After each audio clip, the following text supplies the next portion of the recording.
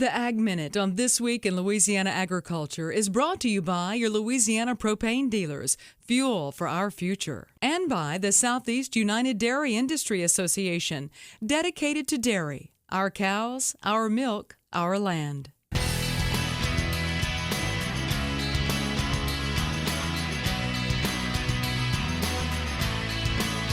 The U.S. wine industry contributes about $160 billion a year to the nation's economy.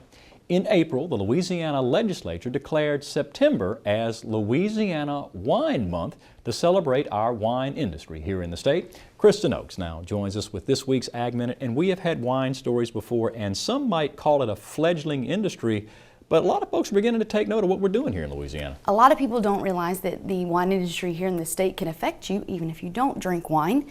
And while production here is a tiny drop in the bucket compared to California's wine country, Louisiana winemakers have a big impact on our economy here in the state.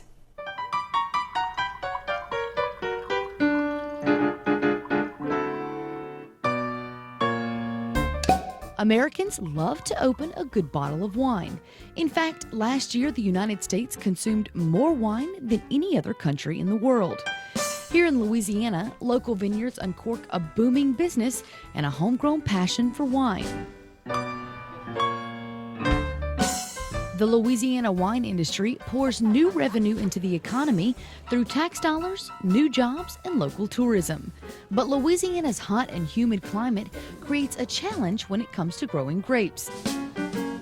Grapevine problems like mildew and Pierce's disease destroy traditional wine grape varieties. Vineyards here must produce alternative varieties like Blanc de Bois and Black Spanish while importing more traditional grapes from other states across the country. At Landry Vineyards in West Monroe, Jeff and Libby Landry host music festivals and harvest celebrations to educate the public about agriculture and the winemaking process. Louisiana wineries, making an impact one glass at a time. Louisiana winemakers are also working with the Louisiana Department of Ag and Forestry to create a Louisiana Wine Task Force to promote and expand the industry across the state. Now moving on to this week's Twyla Trivia. Last time our question was, which type of grass produces most of the hay grown in the United States? And the answer is A, alfalfa grass. For this week's trivia, one grapevine will produce about how many bottles of wine? Is it A, 5, B, 10, or C, 15?